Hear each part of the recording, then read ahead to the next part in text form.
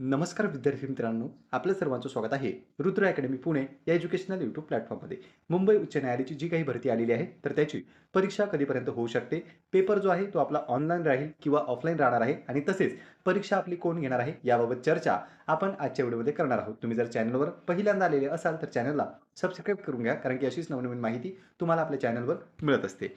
त्यापूर्वी पहा विद्यार्थी मित्रांनो, जर तुम्ही लिपिक, चालक तसेच शिपाई भरतीसाठी फॉर्म भरलेला असेल आणि तुम्हाला टेस्ट सीरीज हवी असेल तर त्यासाठी स्पेशल टेस्ट सीरीज आपण लॉन्च केलेली आहे. यामध्ये सर्व प्रश्न हे नवीन पॅटर्ननुसार असतील आणि यामध्ये PYQ प्रश्नाचा देखील समावेश असणार आहे. 51 सराव पेपर हे लिपिक पदासाठी असतील, 51 सराव पेपर हे चालक पदासाठी असतील आणि 51 सराव पेपर शिपाई पदासाठी ठेवण्यात आलेले आहेत. म्हणजे जवळपास चांगला सराव तुमचा या टेस्ट सीरीजमधून होऊ शकतो. जर तुम्हाला ही टेस्ट सीरीज घ्यायची असेल तर लिपिकसाठी फी आहे ₹149, चालकसाठी फी आहे ₹125 आणि शिपाईसाठी फी आहे ₹99. जर तुम्हाला नाव नोंदणी करायची असेल तर 7350037272 या नंबरवर कॉल करून तुम्ही यासाठी नोंदणी करू शकता.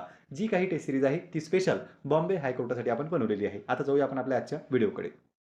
तर पहा विद्यार्थी मित्रांनो, 3 प्रश्न आपल्या मनामध्ये असतात. सर्वात पहिला प्रश्न की पेपर कधी होणार आहे? तर पेपर जे आहे तुमचे ते फेब्रुवारी किंवा मार्चमध्ये एक्स्पेक्ट करण्यात येत आहेत. सध्याची आहे सध्याची तारीख ती मार्चच सांगण्यात येत आहे. पण फेब्रुवारीमध्ये सुद्धा तुमचे पेपर होण्याची दाट शक्यता आहे. आपण सांगू शकत नाही की नेमके मार्चमध्येच होतील. पॉसिबिलिटी मार्चमध्येच आहे. पण फेब्रुवारीमध्ये सुद्धा न्यायालय तुमचा पेपर हा घेऊ शकतो. आता डिपेंड करतं की फॉर्म किती जातात. तर फॉर्मची संख्या ही 1,00,000च्या घरात जाण्याची शक्यता आहे. सध्याही तुम्ही फॉर्म पाहू शकता.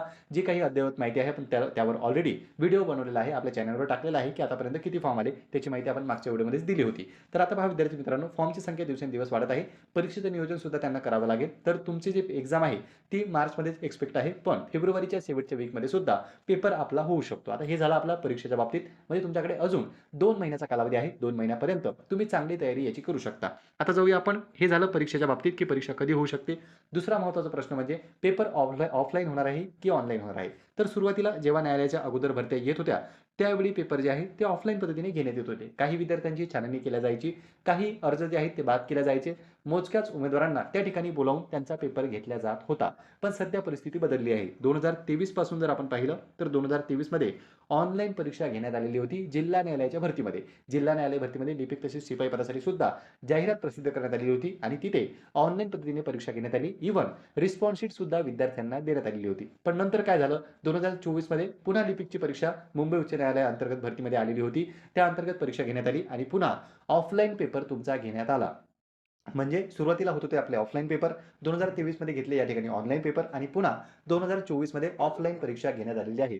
म्हणून इथे सध्या तरी दाट शक्यता ही ऑफलाईन पेपरचीच आहे. आपण जो फॉर्म भरतोय तो न्यायालयाच्या अधिकृत वेबसाईटवर भरत आहोत आणि त्याचमुळे तुमचा पेपर जो आहे तो ऑफलाईन होण्याचे जास्तीत जास्त चान्सेस आहेत. ऑनलाईन सुद्धा न्यायालय घेऊ शकते, त्याचं भविष्यवाणी आपण सांगू शकत नाही, पण पॉसिबिलिटी या ठिकाणी ऑफलाईनचीच आहे. आता तिसरा महत्त्वाचा प्रश्न म्हणजे काय, की परीक्षा कोण घेणार? तर पहा विद्यार्थी मित्रांनो, मध्यंतरी न्यायालयाने जी परीक्षा आपली घेतलेली होती तिचा जो काही पेपर घेण्याचा कॉन्ट्रॅक्ट होता तो TCS कंपनीला दिलेला होता आणि TCSने आपल्याला रिस्पॉन्स शीट सुद्धा दिलेले आहेत. मात्र सध्या जे पेपर आहे ते न्यायालयच कंडक्ट करेल आपल्याला असं वाटते, कारण की TCSने जेव्हा परीक्षा घेतली होती त्या ठिकाणी रिस्पॉन्स शीट, आन्सर की याबाबत सर्व गोष्टी जाहिरातीमध्ये मेन्शन होत्या. पण आता मात्र त्याबाबत सविस्तर माहिती आपल्याला उपलब्ध होताना दिसत नाही. जो काही फॉर्म आहे आपण तो न्यायालयाच्या वेबसाईटवर भरत आहोत आणि त्याचमुळे न्यायालय आपली परीक्षा घेणार आहे यावरून हे निश्चित होताना आपल्याला दिसते. तर एक, न्यायालय आपली परीक्षा घेऊ शकते. दुसरं म्हणजे पेपर जो आहे तो ऑफलाईन होण्याचे जास्त चान्सेस आहे आणि तिसरं म्हणजे तुमची जी परीक्षा आहे ती मोस्ट प्रोबॅबिलिटी मार्चमध्येच होऊ शकते. पण फेब्रुवारीच्या शेवटच्या आठवड्यात सुद्धा आपलं वेळापत्रक येण्याची शक्यता आहे. तर तीनही प्रश्नांची जी काही संभाव्य उत्तरे आहेत